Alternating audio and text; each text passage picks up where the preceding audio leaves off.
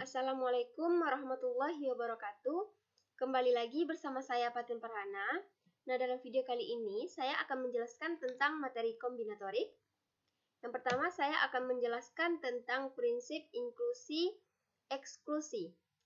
Prinsip inklusi dan eksklusi merupakan penggabungan ide dalam diagram Venn berikut operasi irisan dan gabungan.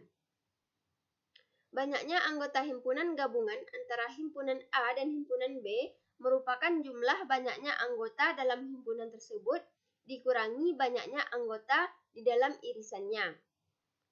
Tujuan prinsip inklusi dan eksklusi ini adalah untuk menghitung banyaknya anggota di dalam gabungan dua buah himpunan A dan B. Nah, di sini kita akan membuktikan bagaimanakah kardinalitas A digabung kardinalitas B sama dengan kardinalitas A ditambah kardinalitas B dikurang kardinalitas A irisan kardinalitas B. Pertama kita ilustrasikan dulu seperti gambar ini. Ilustrasi di sini bukan suatu pembuktian, tapi hanya menggambarkan bahwasannya kita bisa membayangkan bagaimanakah bentuk kardinalitas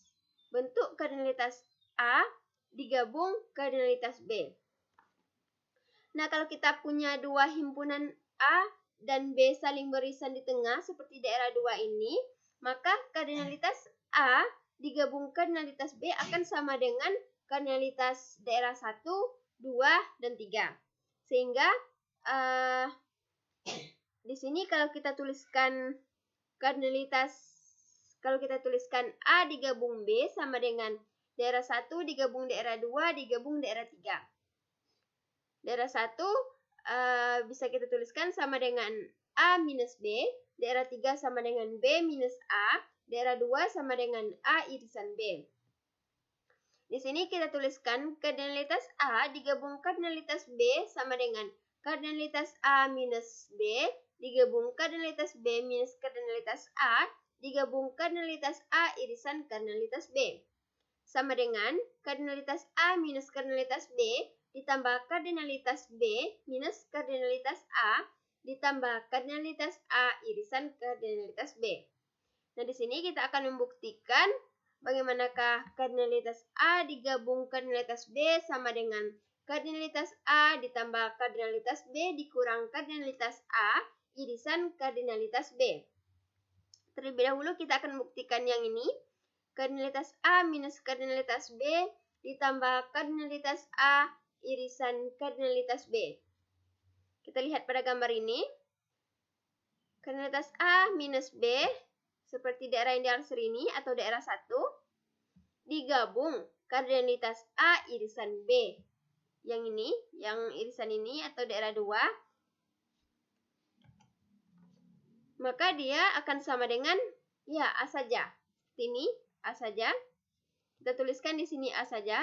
Kemudian kita tambahkan dengan kardinalitas B minus kardinalitas A ditambah kardinalitas A irisan kardinalitas B. Seperti gambar ini, kita lihat gambar ini. B minus A, yang ini daerah yang dari sini atau daerah 3, digabung kardinalitas A irisan B, ini, atau daerah 2, maka dia akan sama dengan B saja. Kita tuliskan di sini. Nah, di sini kita mempunyai dua irisan kardinalitas A irisan B. Di sini juga ada kardinalitas A irisan B. Sementara di sini cuma ada satu irisan, yaitu satu irisan kardinalitas A irisan kardinalitas B. Bagaimana caranya?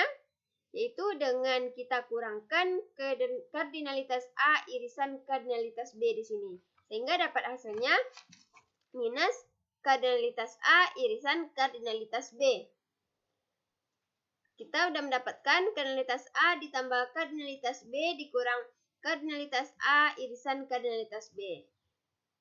Nah, kita sudah membuktikan bahwasannya benar kardinalitas A digabung kardinalitas B sama dengan kardinalitas A ditambah kardinalitas B dikurang kardinalitas A irisan kardinalitas B. Hasil ini dengan yang ini sudah sama. Pembuktian kita sudah sama. Oke, kita masuk pada contoh soal. Di sini ada contoh soal, setiap byte disusun oleh 8 bit.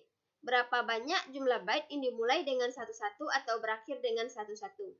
Kita misalkan A sama dengan himpunan byte yang dimulai dengan 11. B sama dengan himpunan byte yang diakhiri dengan 11. A digabung B sama dengan himpunan byte yang dimulai dan diakhiri dengan 11.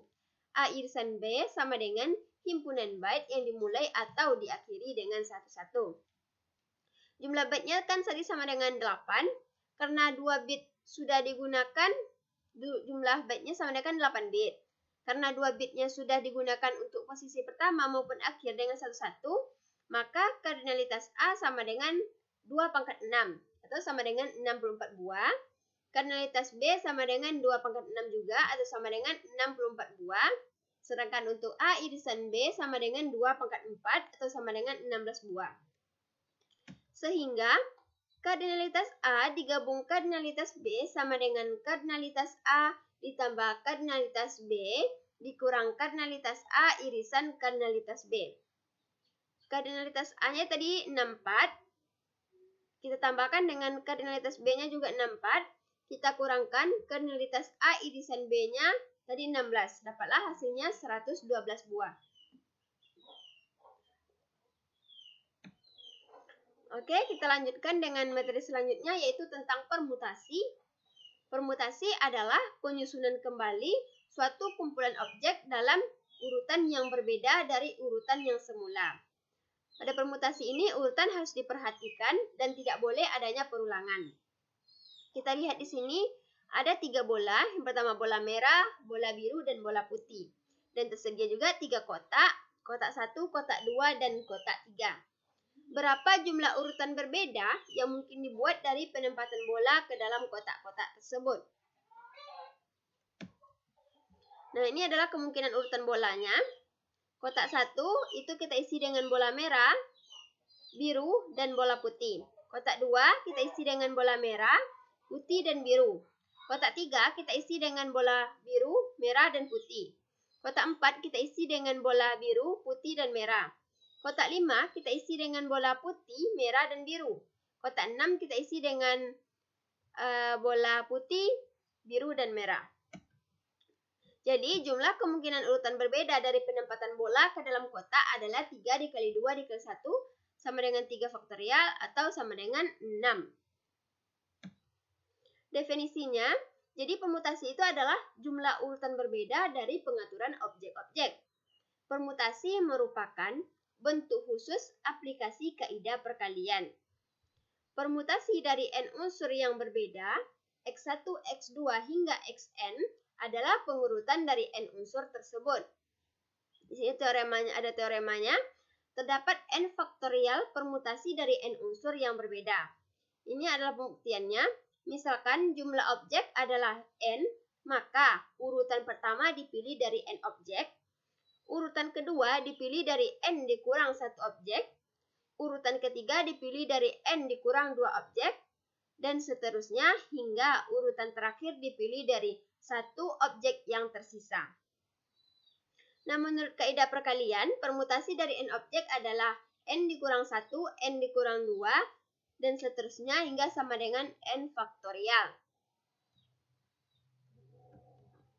Di sini ada contoh soal.